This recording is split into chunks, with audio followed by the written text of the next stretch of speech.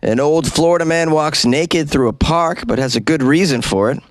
A Florida man coughed and sneezed at the same time, and his colon fell out. Florida bans a book about book bans. And a half-naked Florida man crashed into a jailhouse through cell phones and rubber snakes. These are the weird stories for Friday on Weird AF News. They're all from Florida. Because on Friday, on the Weird AF News podcast, I only do weird news from Florida. It's called Florida Friday. If you don't know, it's a lot of fun. Let's do it. A Florida man has a great excuse for why he was naked walking in the park during the day. I'm sure it's reasonable and makes sense and justifies his being naked walking through the park in the middle of the day. This story is out of Lady Lake, Florida. Lady Lake sounds beautiful. You would think that if you brought your family to Lady Lake, you wouldn't see old naked Florida men walking around a park. But you will. You will. No doubt you will see drugs and drug paraphernalia as well in Lady Lake, Florida. So sad, so sad. Very misleading, the name of this city. A Florida man has found himself behind bars after he was caught walking around his neighborhood in the buff. You guys, buff is a word for naked. Buff means your junk's out. Sun's out, junk's out in Florida, apparently. For Rolf Braun, age 73. His name's Rolf. I love that. Rolf Braun getting naked. Rolf, we can see your genitalia. Rolf don't care. Rolf is doing something called butt sunning, right? It's supposed to be good for your health. It's very popular in the Venice area. Rolf was arrested and charged with exposure of his sexual organs. It's funny that they call them sexual organs when they're not always used for sex. You know, they're waste disposal organs. Sometimes that's another role they play. But they usually refer to them as sexual organs, sexual wins. He's charged with resisting arrest after this incident unfolded at, you guessed it, an RV resort. So it's called the Recreation Plantation RV Resort in Lady Lake. Wonderful place. Upstanding citizens carousing on the property of Recreation Plantation RV Resort in Lady Lake. This took place on Sunday afternoon at 1 p.m.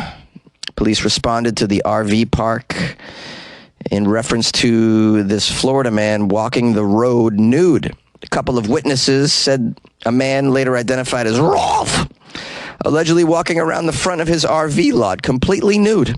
Now, this is pretty tame behavior for a Florida man, a naked Florida man at that. You know, he wasn't eating someone's face off or throwing an alligator through a fast food window.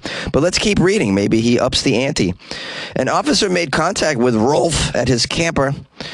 Rolf answered the door wearing a T-shirt as shorts. Wow. All right. He's wearing a T-shirt as his own shorts. That's pretty impressive that he can make a T-shirt into shorts. I can't do that. Rolf's got some fabric skills, it sounds like. So he was wearing his T-shirt as shorts with his genitals exposed through the neck part of the shirt. That's where my chicken head pops out, that part right there. Okay.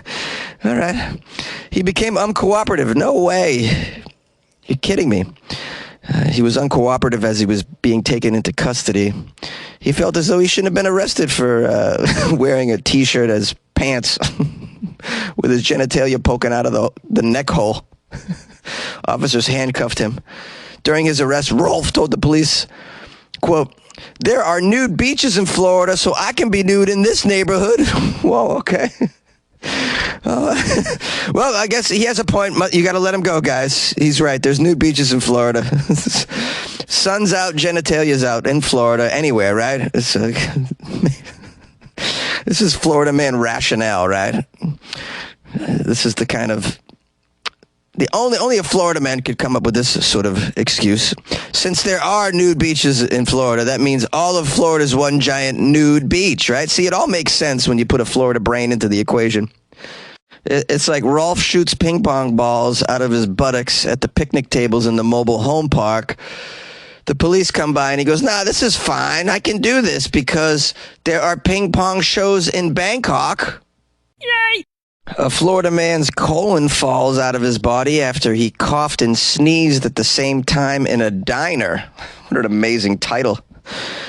He lost his colon because of a sneeze. I guess now he's got a semicolon, right? you could say. Wrecked him, damn near killed him. All right, enough bad jokes. Let's get into the details. It's going to be gruesome. This is one of those articles where I'm grateful that there's no photo to go along with it, because I don't think I want to see that. It says a Florida man was eating some breakfast with his wife when a cough and sneeze at the same time left him with a very freakish injury. The Florida man's colon exploded, causing his intestines to fall out of his body. Oh, boy, that escalated quite quickly. It's not something you want to see at the diner when you're enjoying your corned beef hash and eggs, which is one of my favorite breakfast dishes, corned beef hash and eggs. I like it when they make the corned beef hash right in the joint. Fresh. I don't like that. Don't give me that canned stuff. Anyways, back to the exploding colon that you came here for. The 63-year-old Florida man noticed a wet sensation followed by sharp pain. When he lifted his shirt, he saw... Oh, boy, this is not for the faint of heart. He lifted his shirt, guys, and he saw several inches of bowel sticking out of his surgical wound. He recently had abdominal surgery, but doctors insisted earlier that day that his incision was actually well healed. All right, well, I wish I had this information a little earlier on in the story. I was scared that this could happen to me, but it's important to note this is right after abdominal surgery, and it came out the incision. You know, I don't want to live with a fear that I'm going to sneeze and literally blow my ass out of my body. This guy's wife freaked out, called the ambulance, and upon arrival, paramedics said they observed a 3-inch opening with, quote, large amounts of bowel protruding through it. I'm so sorry, guys. This is disgusting. Now, the poor Florida man with his dangly bowels immediately was rushed to the hospital, where surgeons were able to successfully return his innards into his abdomen. Success. After recovering in the hospital for about a week, the man was sent home and experienced no further complications. Although he's probably not allowed back into the diner for that escapade, I'd imagine. A spokesperson for the patient said, quote, "This was the one thing we didn't want to happen." I'm just kidding. I made that up. This man's case is detailed in the American Journal of Medical Case Reports. Good. Now I know I don't need to dive into the American Journal of Medical Case Reports because it's going to just gross me out. Thank you for telling me. This rare but serious complication of surgery is also called disembowelment, and it occurs when a patient's internal organs protrude through an incision because of wound dehiscence. I can't pronounce this word, but it is the reopening of a surgical site. Now, surprisingly, it says this activity can be deadly for 4 in 10 patients due to excessive blood loss, prolonged severe pain, or injury to the organs that have been exposed. 4 in 10 it's deadly for. The other 6 just enjoy it, apparently. There's nothing to worry about when you have your organs outside of your body. Just poke it back in, bro, and finish your eggs and sausage. Experts, including those in the case report, cite coughing as a prominent risk factor for this complication. And authors of the report concluded that coughing was likely the cause in this case as well. That's good to know. So after you get abdominal surgery, just don't cough or sneeze for like 2 months, if you can figure that out. Don't let anyone come around you with a feather tickling your nasal hairs. Don't hang out with cats if you're allergic. I feel bad for this man because, the poor guy, it's bad enough that he had this happen at a diner, but now it's been published everywhere. His friends are just going to make fun of him for the rest of his life, I'd imagine. Every time he farts or sneezes around them, they're going to be like, "Hey, Joe, yeah, is that your colon I see on the linoleum?" A Florida school board bans a book about book bans. Guys, where are we going with this now? First, you're banning books. Now you're banning books about book bans. Come on.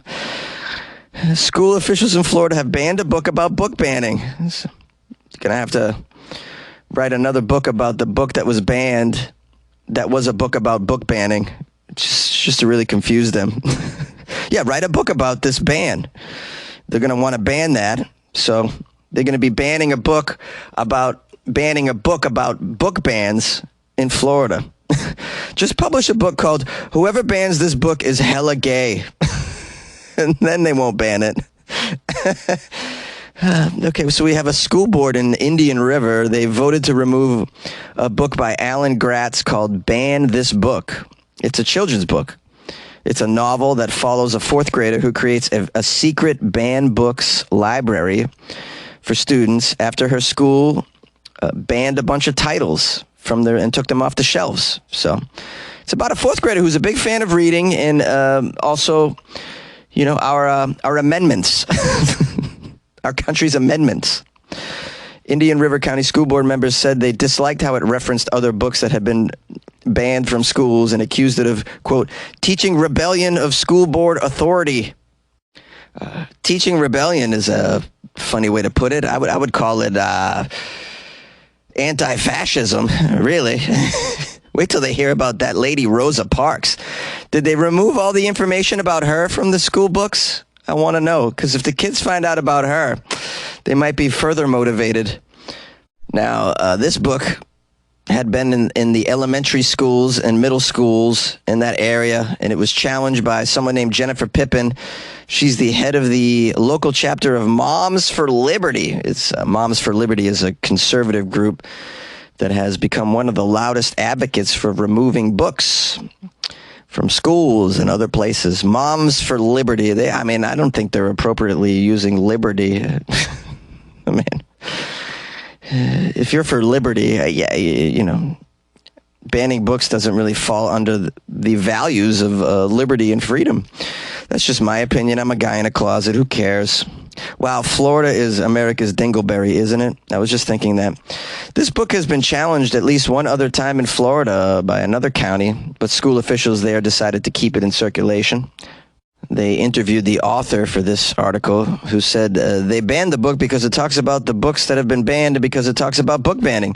Feels like they know exactly what they're doing, and they're somewhat ashamed of what they're doing, and they don't want a book on the shelves that calls them out on what they're doing. Yeah, I mean, this guy's got it exactly. He's on the pulse of Florida. They just don't care. They double down on it. I'm gonna ban your book, and then you go, well, let me ban your book that you banned, and I'll ban your book that you banned in the ban. Well, then I'll ban your ban. You can't ban my ban. I'm gonna ban your ban. It's like a bunch of kids. Can you imagine these school boards over there? So sad. It looks like they don't have better things to do to keep kids from reading. I mean, are you all right, man? Well, if everybody's stupid, then nobody's stupid, if you look at it that way. They're legitimately scared that kids are going to read books and then become gay, stuff like that. They're going to become woke and gay.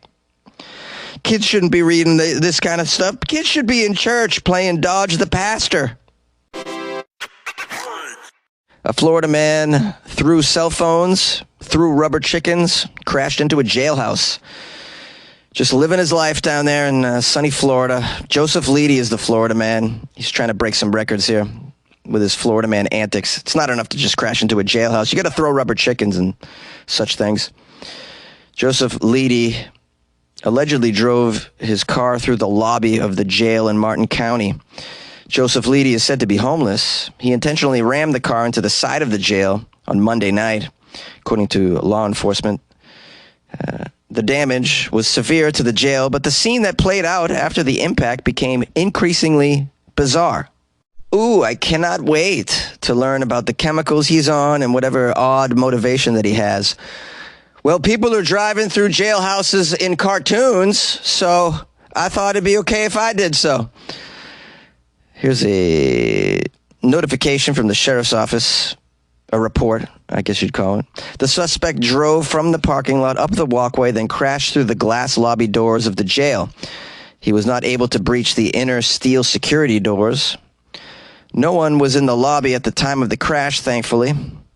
Now, once the Florida man crashed through the two front doors of the jail, he got out of his vehicle wearing a lady's blouse and no pants. As one does when they crash their car through the front of a jailhouse. Lady's blouse, no pants. Maybe he was applying for a job. He then proceeded to pour motor oil on the lobby floor of the jail, yelling that he was going to set the place on fire, according to the sheriff's office. He also continued to make homicidal statements about the police officers, including that he came here to kill the police, and not only that, expressed a desire to, quote, kill everyone. Now, it says here, while our Florida man was expressing his urge to kill everybody everywhere while wearing a lady's blouse, he then threw rubber snakes on the floor and fought with deputies and fire rescue personnel. The rubber snakes, huh? What did he plan on doing with that? I mean, I can only assume that he thought the police would be afraid of his rubber snakes. Was this his only weapon? It doesn't mention a gun. I guess the snakes were his weapon. It was going to instill fear into the police officers with the fake snakes. Did he bring some fake poo as well to scare them off the premises? This guy gets his weapons from that, what was that store that sold fake stuff at the mall? Spencer's Gifts. This guy gets his weapons from Spencer's Gifts. And if you don't back off, you're going to feel the wrath of my whoopee cushion. All right, you win, Florida man. You win. Says here, Florida man Leedy was restrained and taken to the hospital where he continued to be uncooperative with personnel until he was taken back to the jail, booked and charged. They're probably going to put him in jail, which is not going to help the situation at all. This person needs mental assistance at a mental hospital, but that's not how we solve our problems here. This guy will be out probably in a few weeks. This guy's going to be out soon, dressed as a ninja, throwing rubber Chinese stars at crossing guards. The big question is, when's he going to announce his Republican candidacy for office? That's what I'd like to know. Hey, my friends and loyal listeners of the Weird AF News podcast. Thanks for spending some time with your host, Jonesy. It means a lot, man. And thanks to everybody who sent me Florida news the last couple days. Super helpful. Made my job easier. I'm a little under the weather today, as you could probably surmise. But, I can't not get in the closet and push through, and I know you're waiting on the Florida Friday episode, and I hope it was okay. Hope you have a nice weekend as well. I'll be looking forward to watching my Celtics win the championship tonight, Friday. Really can't wait for that. It's going to be a good time. I'm going to be sick in bed probably watching that. I got some very generous gifts in the last 24 hours, and I want to give thanks and praise. We have Kyle from Oregon bought me 5 coffees. 5 coffees he bought me off my website, weirdafnews.com. Isn't that generous? 5 coffees. I'm going to drink them in 1 hour, but it's all right. This will get me through. Kyle wrote me a nice note, too. Jonesy, your podcast is a daily listen for me. Thank you. That's it. Short and sweet. Kyle from Oregon. Dropping caffeine into my lap, saying a nice little compliment. I love that, Kyle. Thank you so much. I'm so grateful. Also, some people joined the Patreon. We got 3 new Patreon members. Isn't that cool? People joining the Patreon. I'm so excited. It makes me so happy. Carla is the first. Carla Riggy or Ridgy? Riggy? What happened? Riggy? Carla Ridgy? Is it short for Riggero? Is it short for something, or is it just Ridgy? Oh, yeah. Okay. I think that's just Carla Riggy. Well, man, I'm probably butchering this. I'm so sorry, Carla. I'm gonna send you a DM on the Patreon and a personal message, and while I'm doing that, I'm going to ask you how to pronounce your name, because I feel like I just butchered it. I'm so sorry. But anyways, Carla joined the Patreon, and it's so sweet. I so appreciate that, Carla. Thank you so much. Also, another new member, Jessica Brookins. Jessica Brookins also became a member of the Patreon. Shout out to Jessica. Please enjoy the extra content in the Patreon, guys. I put something in yesterday, today, and there's something going out tomorrow. So keeping the Patreon content rolling. Every week I put a few things in there. So you just get extra weird content from Jonesy in the Patreon. It's pretty cool. You don't have to look at it, but it's pretty. I think this stuff is awesome. It's the weird stuff that I really like that isn't appropriate for the show. I got a third member of the Patreon, a third new member of the Patreon. Isn't this a great day? This is April from Chicago. April from Chicago. April, do you know Hannah from Chicago? I like my Chicago people. The Chicago accent is so amazing, isn't it? It's one of the best. It really is. It's so fun to do, guys. You should try it. Just do Chicago. Just repeat after me. April from Chicago. Join the Patreon. I don't know if I said the rest of the sentence correctly. Anyways, big shout out to April. Very grateful to everybody that joined the Patreon in the last 24, 48 hours. It really means a lot. The support that I get, it's awesome, man. It's just awesome. It makes me feel good. That's why I get up even when I'm sick and I don't want to do this. I still do it. Just get in there and I just deliver. I'm sweating in here, baby, but we got to do it. We got to do it. Anyways, if you guys want to support the show, I'm sure you do. Go to weirdafnews.com. You can click on the Patreon banner or buy Jonesy a coffee right there. Very, very easy. If you want to drop me an email and say hello, it's funnyjones@gmail.com. Please say where you're from too and your name. I always sometimes some people don't even say their name. I got to ask, what's your name?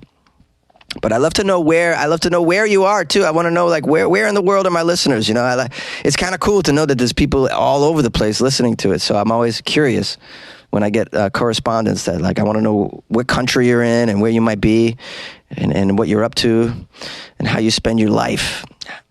And I always want to tell you, good luck with your life, man. Good luck with your life, man.